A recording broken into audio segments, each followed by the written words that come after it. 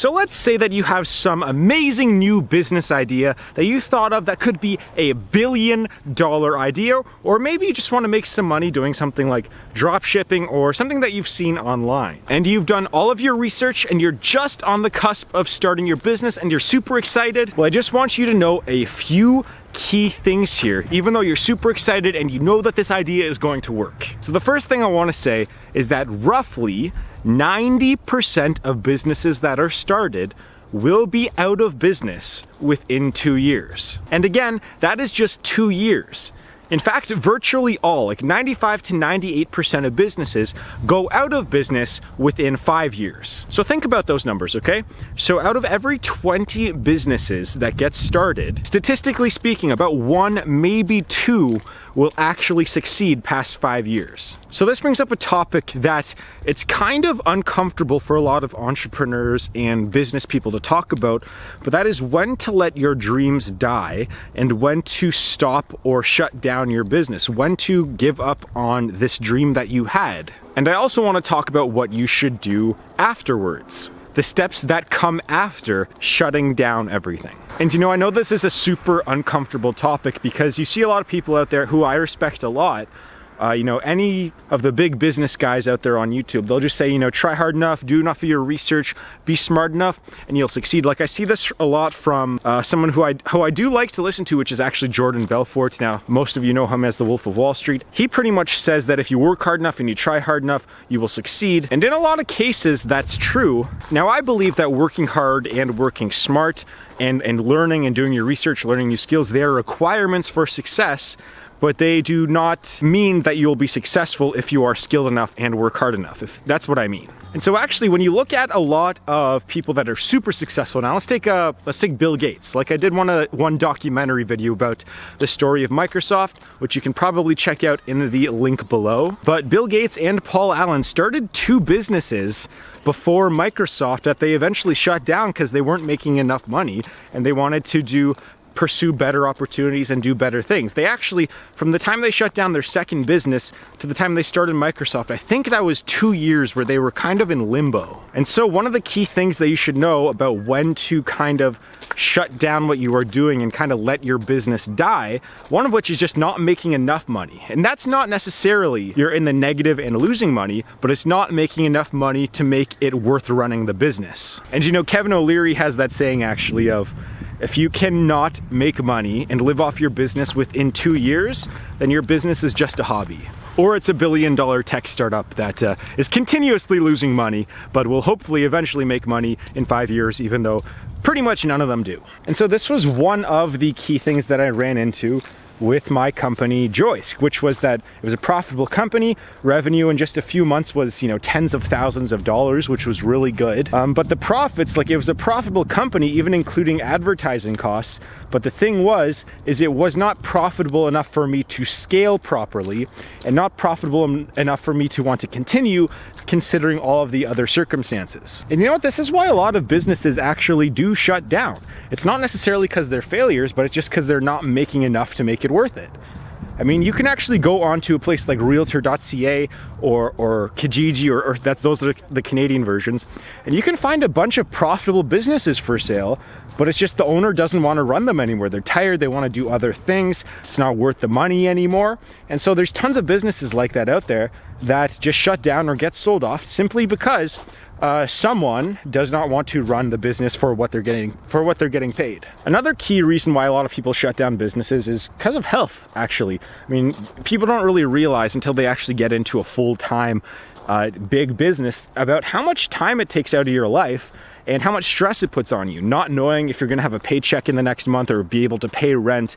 Maybe you have stuff on credit cards and so on. That adds a lot of stress, and that stress can take a toll on your health. Like, you guys have seen that from me twice now, or once or twice, where simply running a business and pushing myself to that limit, that kind of caused my health to go down the tube and made me kind of had to take a step away from business for a few months while I recuperated.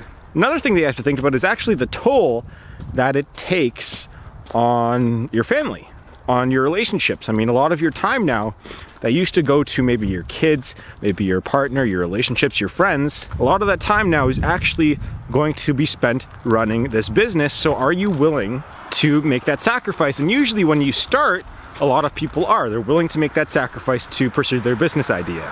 But what you'll find quite often is that after a certain amount of time, whether it's just a month, maybe it's 2 months, maybe it's a year, 2 years, a lot of people cannot take the toll, well, that it takes on their relationships. So maybe that's time to at least step away from the business, or at least try to delegate or sell off or shut down the business. And sometimes maybe while you're running your dropshipping business, maybe a better option for your career or another business pops up. And then all of a sudden you have to make a decision. Do you want to pursue a potentially better opportunity, or do you want to continue running your current business? And that's another decision that a lot of people have to think of, is maybe your dream career as an employee somewhere. Maybe you get some executive or managerial job at some other company, and all of a sudden you got to make that decision of making 80 to 100K as an employee somewhere, or making maybe 30 to 40K running your current business. That's a decision that a lot of people have to face too. Or let's just say that your business is going great. You're making 80K, 100K, 200K, 400K. You're making a really good amount of money, but it suddenly becomes a business that you've lost your love for, you've lost your passion. You're suddenly waking up every day and you're not excited about life, you're not excited to work, you're not excited to run this business. That's also a decision you have to make as well. Another thing too that causes a lot of people to shut down or kind of make them start thinking about whether they want to continue running this business is if the business is kind of like in this static place where it's not growing, it's making an okay amount of money, enough for you to live, but it's not enough to make you happy, and kind of ties into a couple of the other ones that I've been saying. But from experience is that when your company is not growing at a rate that you want it to, you have, a lot of the times you don't have to, but people start thinking about shutting it down, trying to reinvent the company, add other products and so on. So maybe when you started your company, it had a lot of really good growth over the first 2 or 3 years, where all of a sudden you're making take home 60, 80, 100K, but it stopped growing over the past 2 years and you want to try to pursue a bigger dream. Now, do you reinvent the company? Do you add more products, a new service? What do you do in that scenario? And that's one of the reasons why people tend to move on from their current business, is that their company is not growing at the rate that they want it to. And lastly, just to kind of tie everything together here, is that one question that you have to ask yourself when you're running a business or starting one is this the lifestyle that you want to live in for the long term? Because a lot of people are very happy with making 40 grand and just doing some sort of drop shipping business, maybe 4 to 6 hours a day. And yeah, making 30, 40, 50 grand take home. And that's a very optimistic drop shipping company, by the way. If you're doing drop shipping, you're probably not going to be making that much money. You're probably going to be making 10 grand a year. It's a good side business, but full time it's really tough. I don't care what the drop shipping gurus say out there. It's really tough to make a profit with that. But I mean, guess what? A lot of people out there are completely happy with working 14, 16 hour days and maybe only making 40 grand or maybe making 200 grand. A lot of people are just happy. And again, at the end of the day, are you happy, and is this the lifestyle you want? If the answer is yes, then keep going, don't quit. And if the answer is no, maybe it's time to shut it down.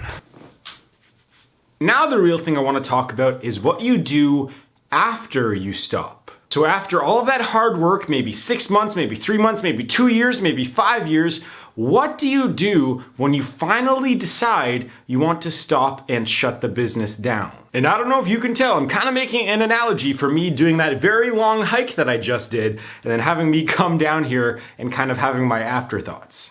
Now, the common thing that you hear in a place like Silicon Valley is that when you start a company and you're gonna shut it down, fail fast and fail hard. Meaning that when you realize that you are going to shut this business down, do not prolong it or see maybe it could fix itself. The only real scenario that I could see where you would want to take a long time to actually shut the business down is if you want to sell it or pass it on, or maybe there's one last big opportunity that the company has to turn itself around. Those are really the only circumstances that I foresee where you would want to potentially do some more due diligence and wait a little bit before you actually shutting your business down. But for most of you out there, that will not be you, so fail fast and fail hard. I mean, me, for example, when I decide I want to shut down a business, which I have more than a few times, it usually takes me between 30 minutes and maybe a day for me to decide, okay, I'm doing something else now. I mean, Joysk, which was my baby. You guys know that Joysk was my baby, and it killed me to shut down that business. But it only took me about 30 minutes from the time I made the decision to shut it down and the time I decided to move on to something else. And only taking that short amount of time and not prolonging it to days or weeks or months, that's the reason why I was able to start another business and be able to pay rent for the next however long it's been, 6 months or so. If I had waited months, then there's no way that after the months after shutting down Joysk, I would have been able to pay rent or utilities and so on. And that's another point here of what to do after is don't sit in limbo. So if you shut your company down or shut down your business, your dropshipping business is the example that I'm using, if you have shut that down, don't sit in limbo. Have another plan ready for if that business were to fail. So if you're gonna shut something down and you have like only maybe a month or two of reserves, make sure of reserve cash. Make sure you know what you're doing. Or even if you don't know what you're doing, find something else to do temporarily, even if you don't like it, so that you can get some sort of runway to start your next venture. So again, just don't sit in limbo. Another thing for the afterthought is, I mean, I talked about this before. If you have the potential to actually shift your business into a side business, so instead of working 8 to 10 hours, you're doing your drop shipping thing, selling tons of products, and you're bringing home 40 grand or something, are you okay with only doing 1 or 2 hours of work and potentially only making 5 or 10 grand a year? If that's what you want to do, that might be worthwhile for you, just to keep that going, to have some sort of income while you pursue your next career, your next venture. And lastly, if you're shutting your business down, if you have any assets that you want to sell or any IP that you want to sell, that's an option too. So for me, I probably could have sold my website and the code that I went with it for probably somewhere in the tens of thousands of dollars. And I was very much considering it, and I'm not really considering it anymore, but I was considering it. And so if you have anything that you think that you could make some money from and that you think that you're never going to use again, go ahead and sell it. I didn't sell my code because I think that I potentially might boot that up again in the future. So we'll see what happens with that. But if I were to boot that website up again, it wouldn't be in the same capacity. I wouldn't be doing that full time. That would just be an e-commerce thing. So I pretty much have my own e-commerce customized store ready to go if I'm ready to go back into the e-commerce space. Right now, I'm not. And obviously, if you want to check out my whole business venture into e-commerce, I have that video, 2 years of entrepreneurship in 12 minutes, I think it's called. So please check out that video. That kind of tells you my journey of actually starting the business or check out my vlogs from 2 years ago of me starting it. I have a whole series of vlogs about me actually starting that e-commerce company, programming it, and then having me launch it. There's videos of all that. There's a whole bunch of videos about me running that business on this channel. So please check those out. And if you're interested in anything else, regarding motivation, real estate, or the stock market, I have a whole series of playlists and videos on my channel, so please subscribe and check those out. And for now, thanks for watching, and I'll see you guys in the next video.